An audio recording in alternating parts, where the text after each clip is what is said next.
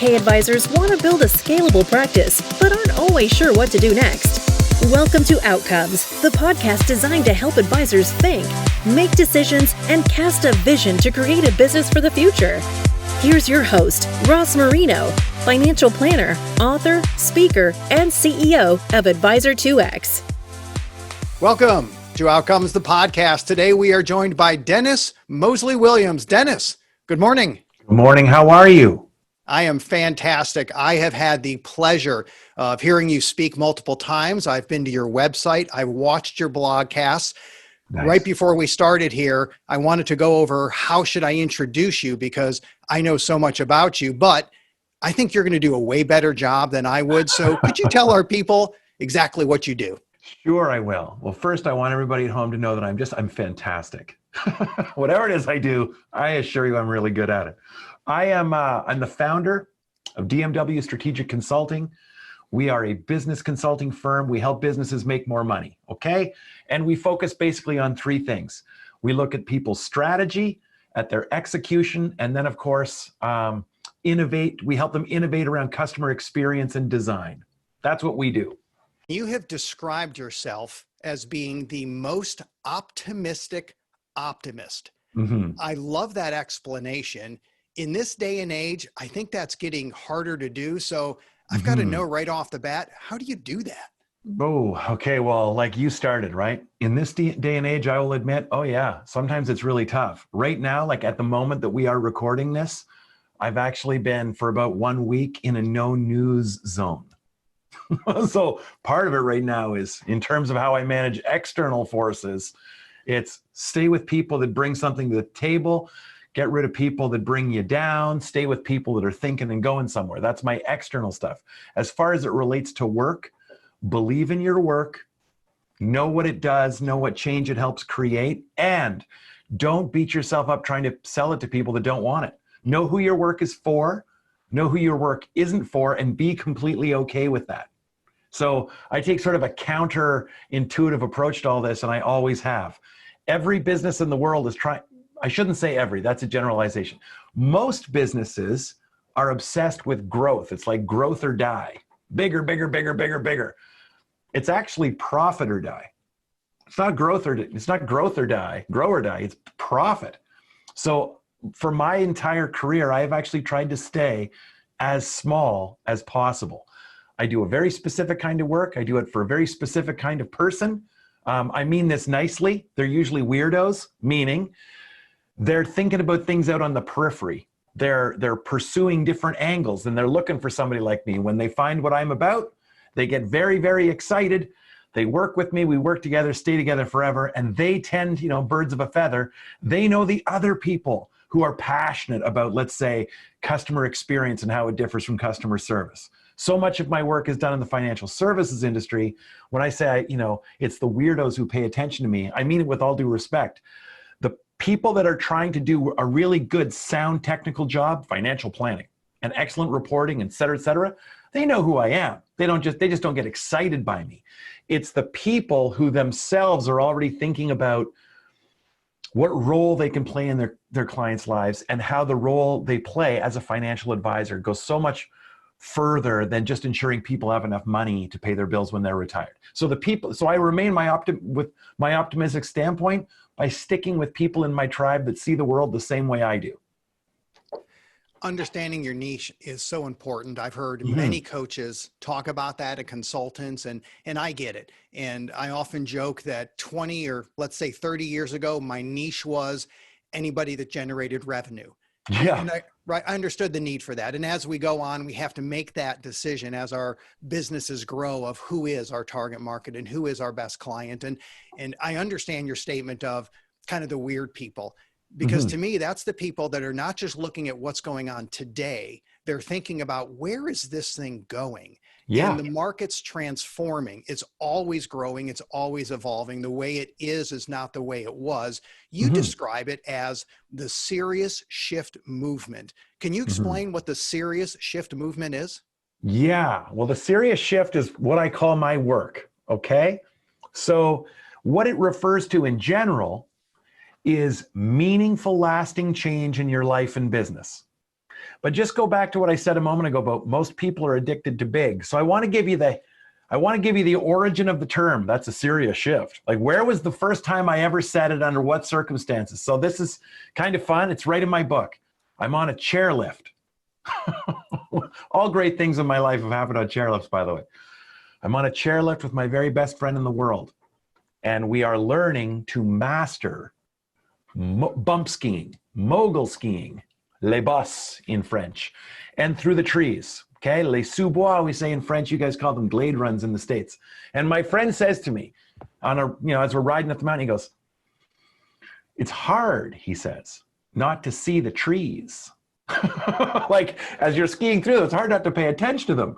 You can't, and of course, just stick with me, everybody. The point he and I were trying to make is, even though academically it's really simple, ski around and between and through the trees. Ski in the holes, don't ski at the trees. We started talking about how impossible that was. Like, really hard, really mind over matter here. Like, oh, you really had to be in control of it. And this led to a discussion about old code. Fight or flight, your amygdala, what I call the lizard brain. It was, it's really, really hard to tell your brain to shut up when you need it to. And we started revisiting, just together, the two of us, all the places that old code rules our lives. Okay, so it started here and on a ski hill, but then it became, wait a second, what things do I believe just about life in general that are not true? Because it's old code, okay? And what things do I believe in my business that aren't actually true? Like, bigger is better. Like, the customer is always right. And the customer is not always right. Sometimes the customer is wrong. When you sell goods and services, the customer is always right. But when you stage experiences that lead to transformations, which is the business I'm in, the customer is not always right. That's a serious shift. No, they're not. They're either the right customer for you or they're not. A person who doesn't like the Starbucks experience isn't right. They're in the wrong place. Okay, conversely, a serious shift is minimalism.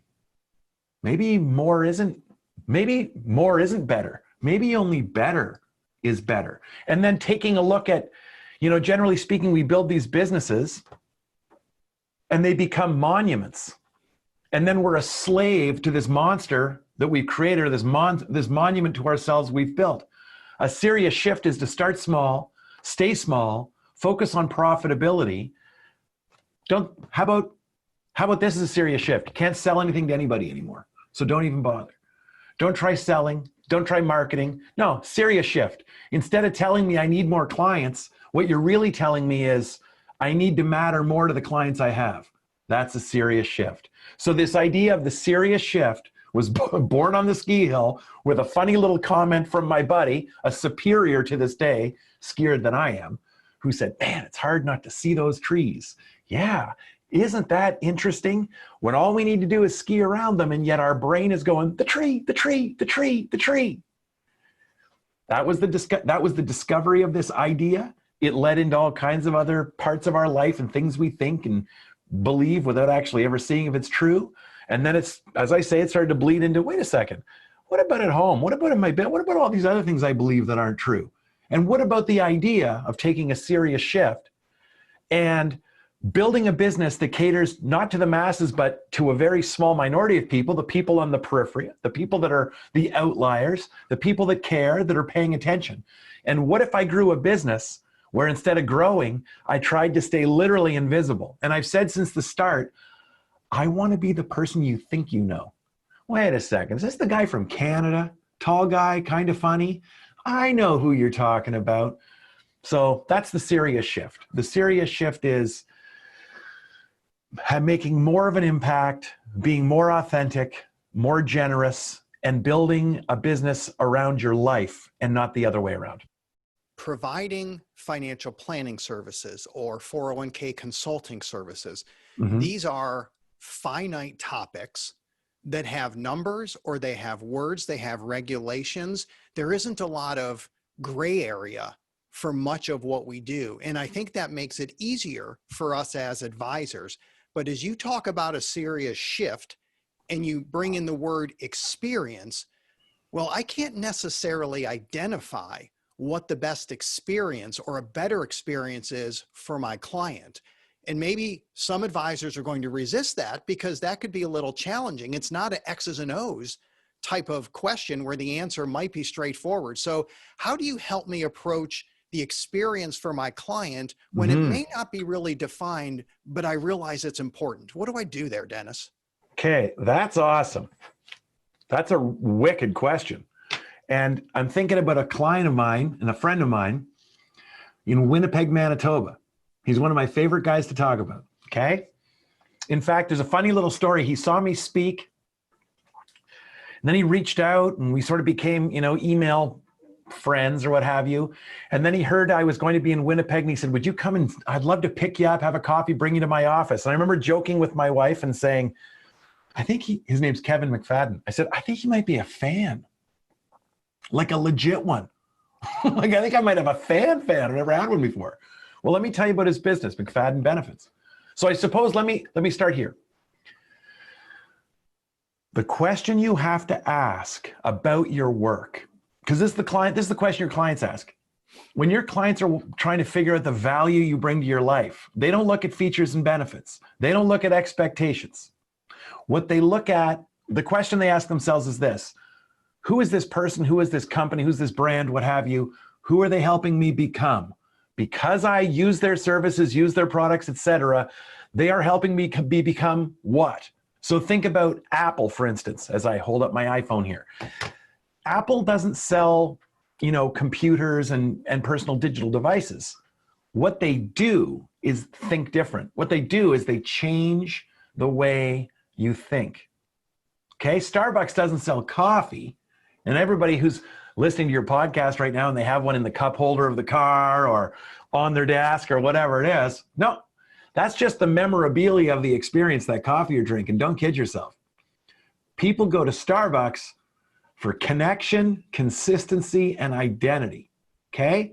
And where this would get really interesting is if we start looking at the companies themselves and asking them, what are you guys all about? So let's go to my friend Kevin. For everybody listening, the question you have to ask yourself is, who am I helping my clients become? So here's my buddy Kevin. This is what he does. Well, he sells, benefits to companies. That's what he does. Yeah, except he is driven by this secret. And his secret is every company that comes under his wing, what he wants to do for them is help them become one of the top 50 businesses in Canada to work at. So when he sells you all your benefits and all your stuff, okay, there you go. And from a service standpoint, he'll do everything he's supposed to do. Show up and talk to all the employees, give them an update. Yeah. But the day that he signs you up, okay, thanks everybody, it's great. He immediately goes and meets with the HR guy. And he encourages the HR department to do a few things. One of the things he says you got to do, and remember, this is about authenticity and generosity. He's not doing this because he thinks it's a good idea. Well, I beg your pardon. He's doing it because he thinks it's a brilliant idea. He's not doing it because somebody told him, if you do this, you'll get paid. He's doing this, Kevin, because if he doesn't, he's going to feel fraudulent. So he'll tell you anybody can do the paperwork for them. It's financial planning. It's not rocket surgery here. Don't kid yourself. It's really simple stuff. In fact, really, really soon, computers will be doing it. Soon? Come on. Yeah, exactly. Soon? Oh, I know what's going on. He meets with the HR guy. He gets them to put in an urban garden. Kevin owns and provides vending machines to all of his clients to put in their offices. In the vending machines, he doesn't charge you for the machine. He tells you to buy what goes in it, but he gives you the list of things that must go in. It has to all be healthy and good. He then gets your company to put a bank of borrowable bicycles outside. So he says the funniest thing, he goes, whenever I talk to anybody about the urban garden, one of the first things they'll say is, who is going to take care of it? Well, I guess we could, Kevin, but who's going to take care of it? Right? Everybody finding a reason why they can't do something smart. And why I love Kevin is I'm looking at Kevin and I'm like, good question. Who does look after it? Okay. His answer? Oh, somebody will look after it. And he gives me this big smile, meaning The staff take it on their own.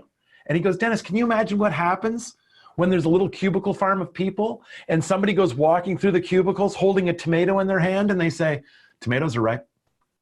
Because the garden becomes more than just a garden. It becomes a community. It's where we gather. It's something that everybody is doing together. So the guy sells, benefits. Okay, whatever. What business is he really in? Anybody can sell them that stuff. What does he really do? He changes corporate culture.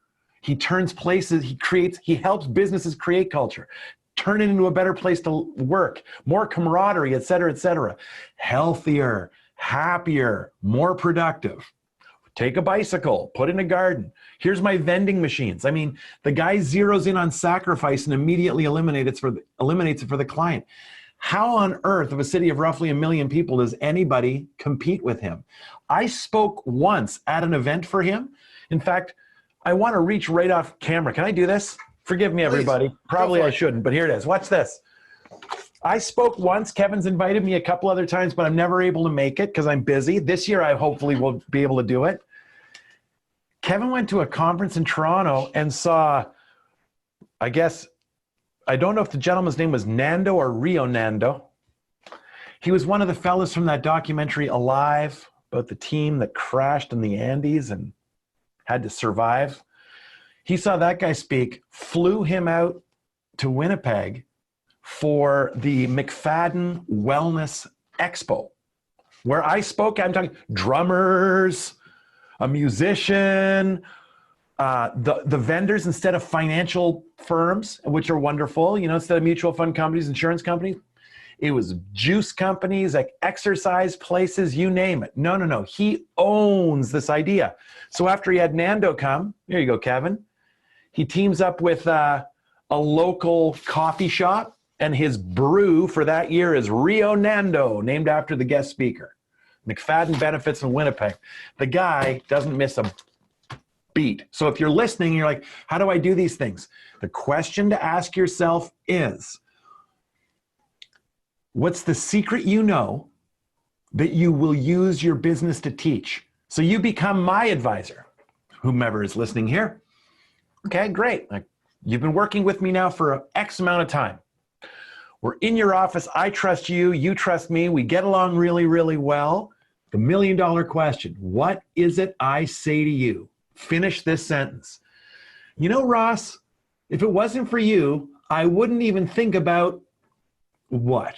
I would have never thought about this.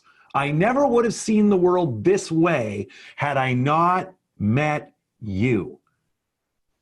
That's the question. Who are you helping your clients become? Where's the value? You become one of Kevin's clients, and what you're going to say to him is, Kevin, never in my life would I have ever thought that I needed to do any of these things for my employees, for my business. Never in my life would have I ever thought about corporate culture the way I do. And is he some corporate culture expert? Indirectly, he certainly is. He's leading the charge.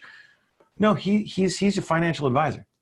He just refuses to only pay attention to the assigned commoditized work. He's too willing to do all the hard, difficult work that needs to be done, the required work that nobody asks for.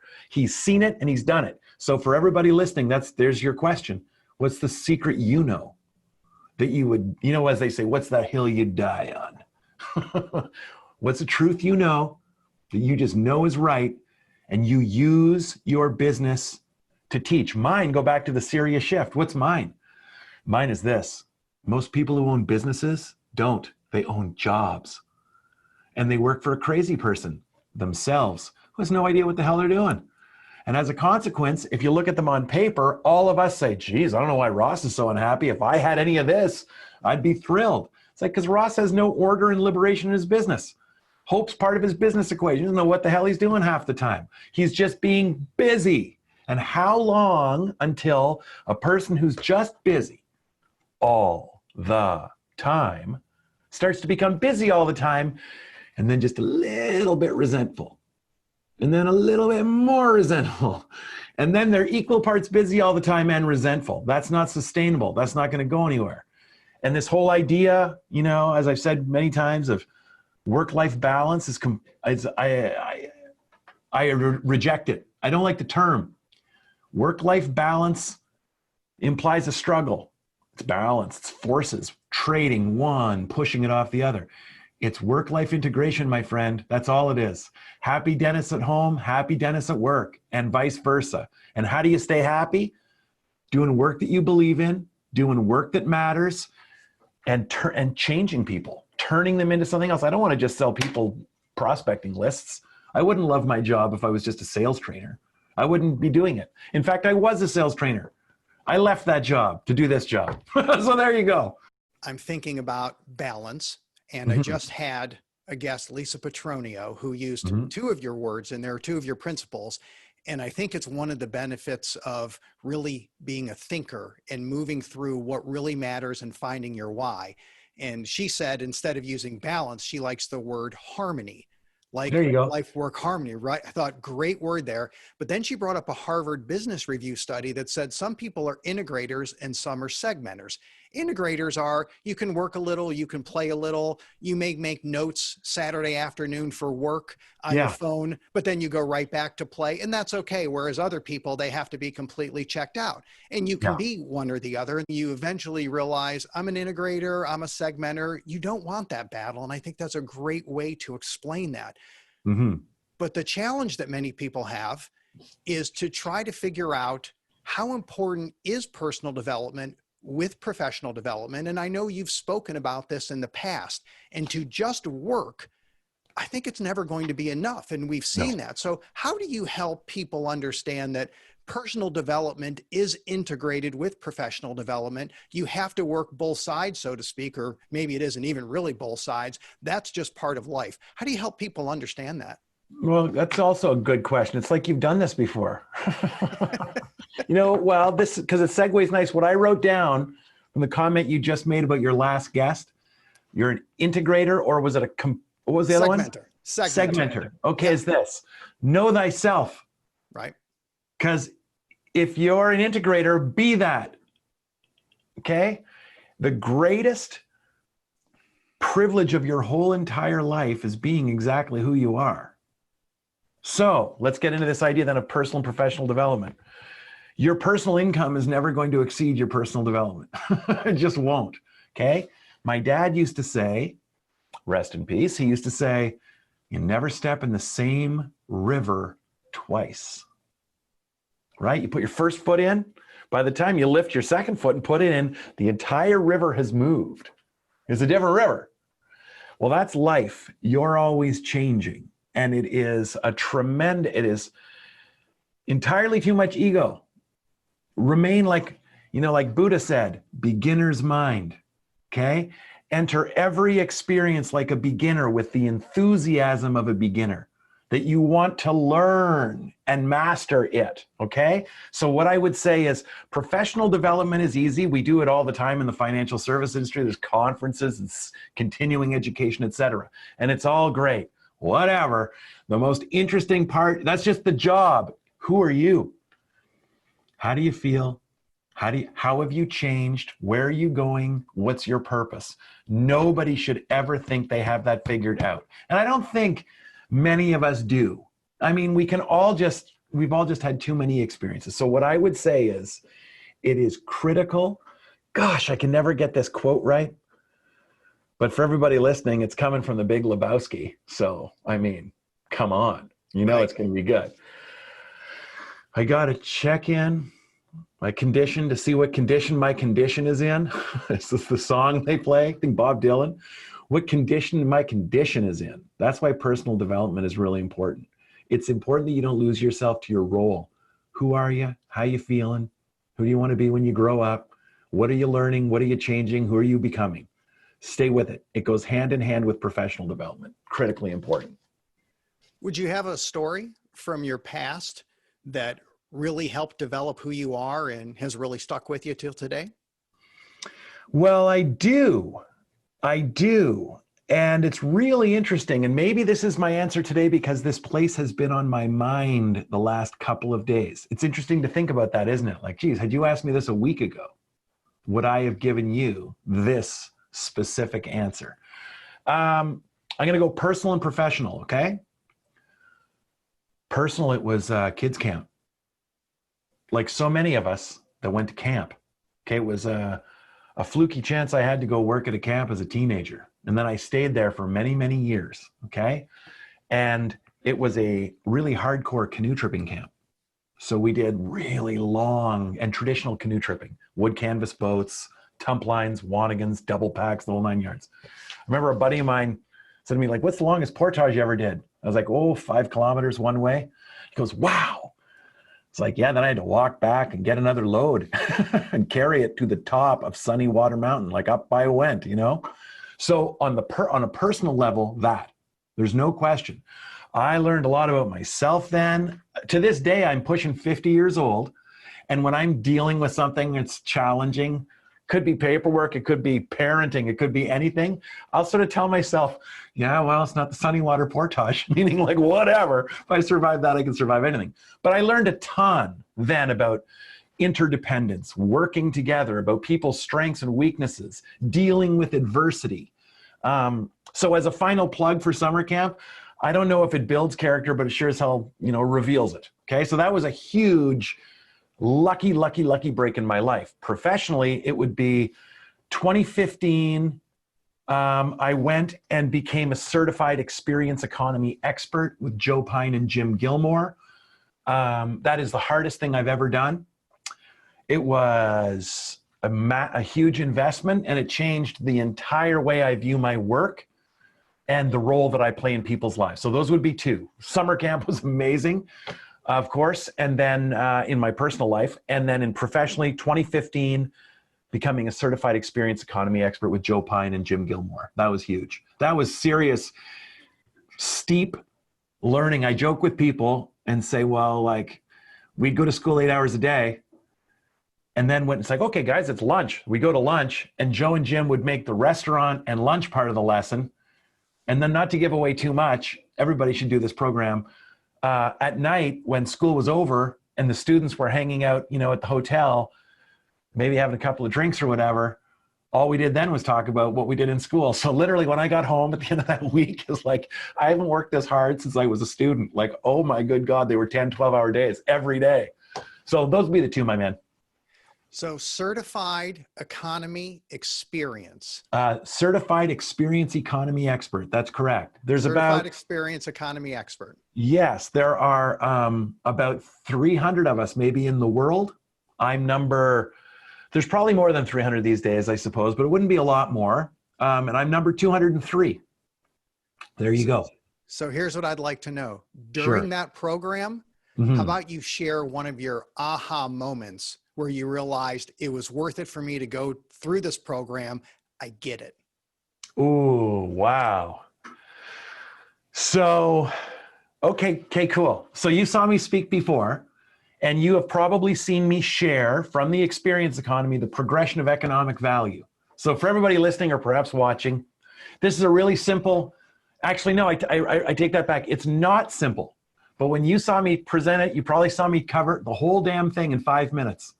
And for everybody listening, what I do in this little example is I demonstrate that the economy is always evolving and that where clients find and measure value is always changing. So you sort of trace coffee from coffee beans to, and the agrarian economy to coffee beans for sale in the grocery store as a product, the industrial economy, to a coffee shop anywhere in the world or a vending machine, which is a coffee service. We make you a coffee, up to a coffee drinking experience, which is Starbucks, right? And I've done that example a million times. It's really helpful for my audience to go, right. Okay. But so this is what I want you all to know. When I speak about the progression of economic value in a keynote, I might talk about it for 5 minutes. When I do a full day workshop, I might talk about it for 30 minutes and dig in because there's a hell of a lot to it, okay? When I went to experience economy school, Joe Pine and Jim Gilmore talked about it for a day, okay? So at the end of day 1 or 2 of 40 hours of school, I said to Joe, hey man, I just want to let you know, And the revelation was the progression of economic value and how experience is its own separate economic offering, as different from services as services are from goods. And I've always known, and probably I would have said that as though I really understood that. But in that first day, at the end, I said to Joe, I just want you to know, I went to school in Minneapolis with him. I said, I could fly right back to Canada right now and miss like the next, let's say, 3 days, and still feel like this was worth every penny I paid to be here. So that was absolutely and for sure the big moment. To fully grasp, oh my goodness, the coffee at Starbucks isn't what we're buying. We're buying the experience, and the coffee is just like a t-shirt after a Rolling Stones t-shirt or a concert. I'm just bringing this coffee down the street to show everybody that I was just there. What I got, what people, your clients, my clients, what everybody pays attention to is how we do what we do, not what we do. That's the whole lesson of Starbucks. It's how they make you feel and where they even temporarily bring you, transport you. That's pretty cool. So that would be it, I think. So to separate service from experience, I don't think is something that I do on a regular basis. I think they overlap in my brain. And as you say it, I get it. It's intuitive. You're right. The experience isn't just the service. Service is fulfilling what we're probably contractually required to do and how we engage people. But that experience is going to be a separate area. And I think that's excellent to separate those two and point those out. It's the note I just wrote down. But now it moves me to the next question, which is, when it comes to service, I can always do a little more, or I could do a little less. Creating experience, if I do that, that now is going to take more. What I don't want to do is compromise my service. And as someone who's read what you write, and I've heard you speak, you talk about everybody compromises. So maybe I compromise what I deliver in order to increase a profit margin, which that's not the best way to do business. Or now I compromise my margins by doing more work, adding more experience. How do I put that together in my head and figure out what's the balance or what's the harmony between adding more services, more experience, and understanding it's going to upfront impact my margins? Okay, there you go. You've done all your homework. Okay, so here it is for everybody listening at home. Service and experience are totally different things. So let's start with why. Why are they different and how are they related? Service is intended to save our customers time, hassle, and ultimately money. Service is about making things frictionless and smooth. Experience is designed to do something entirely different. Service is the drive-through window. Experience is the five-star restaurant. Experience is designed to engage us in an inherently, this is very important, personal way, so that a memory is created. If there's no memory, there was no experience. This is where service and experience are related. When you have really bad service, it becomes something new, doesn't it? This is so bad. What happens? We feel it. Change happens inside of us. Suddenly, we are offended. Suddenly, it's like a memory, the wrong one. Ross, we're never coming here again. This place sucks. And it's not, this coffee's cold. This burger's no good. It becomes a personal thing. They wasted my time. It's not that the sandwich sucks. I can live with that. It's that you made me drive here to waste my time.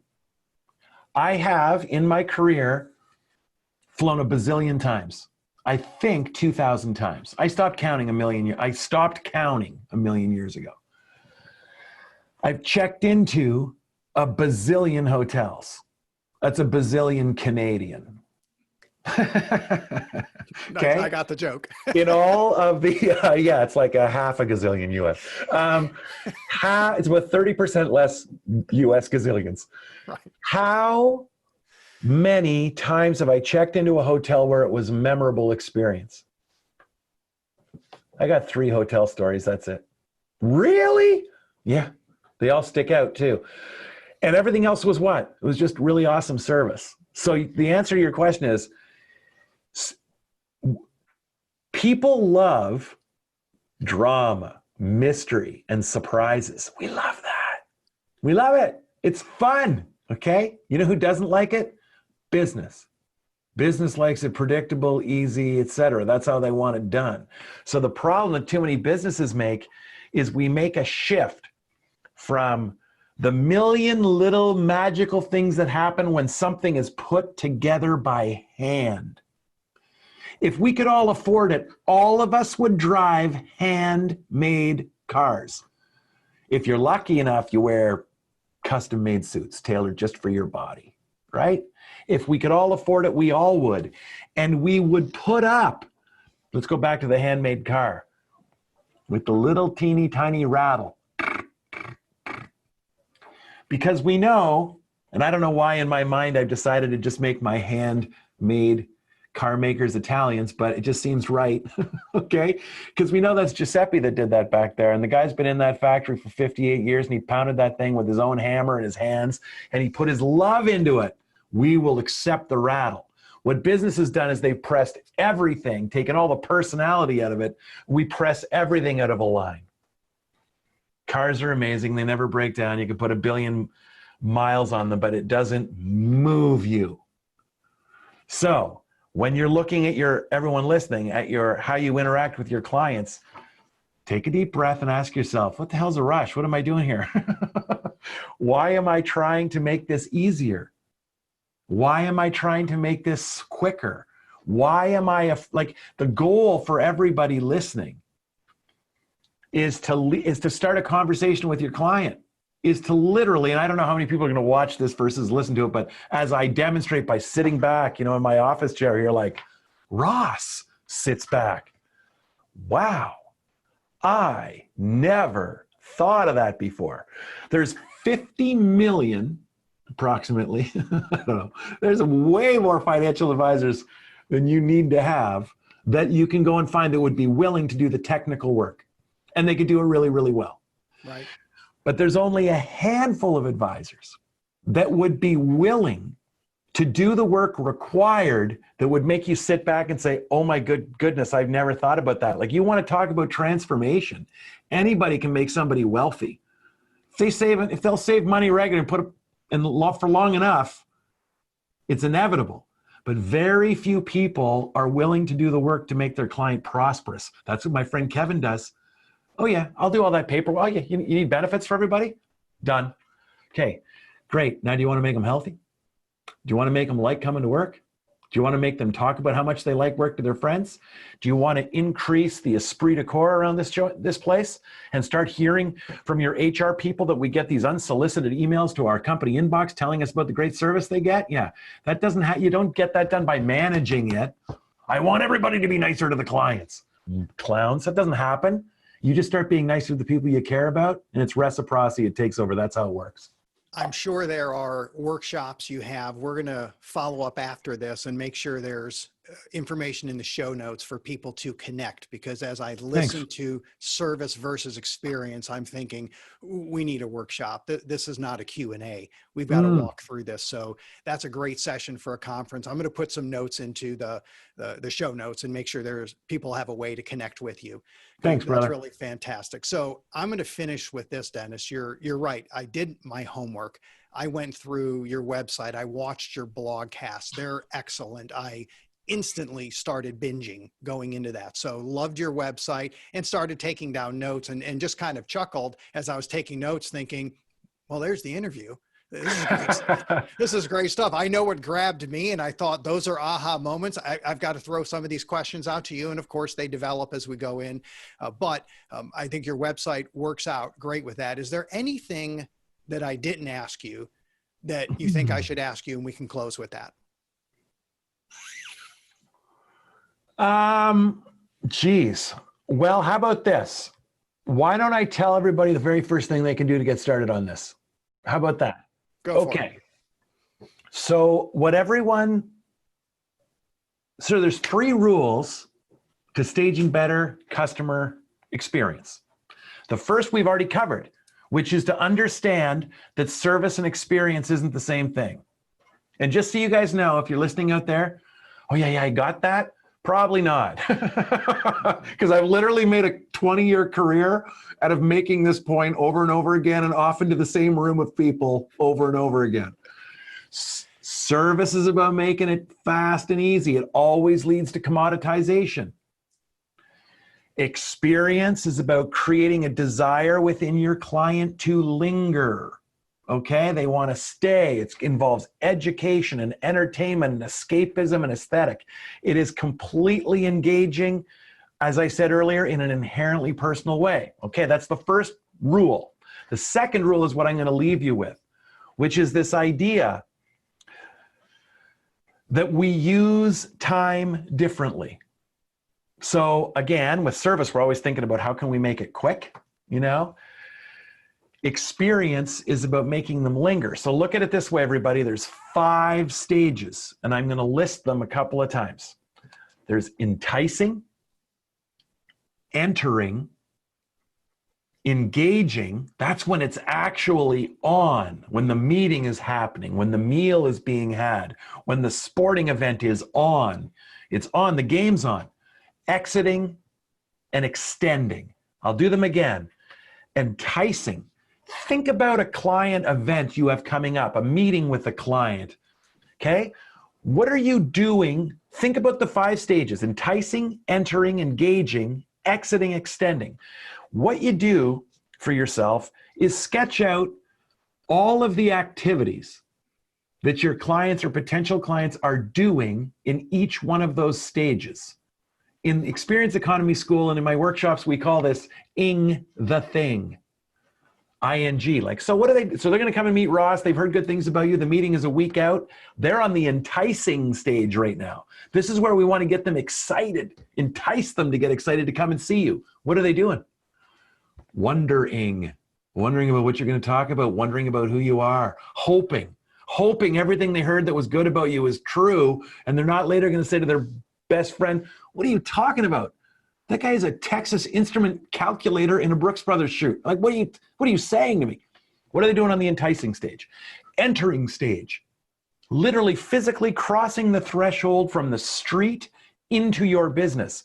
Is it something that just happens? Or is it a moment? Have you turned that into an event? What are all of the things they're doing when they're entering? Engaging, exiting, extending. Listed all the activities. The second thing you do is on each stage, every person should identify the places or moments of sacrifice. What part is just gross for the client? And the thought I'm having in my head is the Four Seasons Hotel in Whistler. I rented skis from their ski shop when I stayed there, and I usually travel with my own equipment. So I travel with my boots, of course, to all the skiers out there. I humped those things all the way through California too. It was ridiculous. But the idea that I would not have my own skis was a little bit of a gamble. Then the sacrifice is I'm imagining the paperwork. Like, you know, you rent a car and it takes you 25 minutes, but you could have the Emerald Club thing and you just go right to the car. I get into the ski shop. That's a great example of eliminating sacrifice. I get into the ski shop. They're already waiting for me. He knows that I'm coming down. I walk, he goes, Mr. Moseley-Williams. And I go, yeah. I'm usually just a Dennis guy, but I go, yeah. He says, I'm so-and-so, and da-da-da. He goes, you're down to rent some skis, yeah? He holds up an iPad, and in moments, click, click, click, it's done. All of the paperwork. Then he looks at me, he goes, okay. He goes, this just takes a second. Initial here, you're this, yeah? And here, okay? And right there. Okay, done. He goes, now, let's go have fun with the skis. So it turned from, gee, I wish I brought my own planks out here. Now I got to do this, to Buddy's reading me like a book. Perfect. This is done. And the way he made it sound was like, hey, buddy, transformation. Do you realize you're about to take out any sports car or pair of skis you want here and keep on coming back all day long? And we'll just keep giving you different ones? It's beautiful. So everybody listening, look at your 5 stages. Identify all the things, ING things that your clients do on each stage, and then eliminate them. and you will immediately, by eliminating sacrifice, less bad is way better than more good. By just doing that, and finally also looking at a way to personalize on each stage, you will take one big step towards staging experiences and away from delivering services. Dennis, thank you so much for being on the show today. Thanks, brother. Thank you for listening to Outcomes. Subscribe now to be notified when new episodes become available. The information covered and posted represents the views and opinions of the guest and does not necessarily represent the views or opinions of Advisor 2X. The content has been made available for informational and educational purposes only. The content is not intended to be a substitute for professional investing advice. Always seek the advice of your financial advisor or other qualified financial service providers with any questions you may have regarding your investment planning.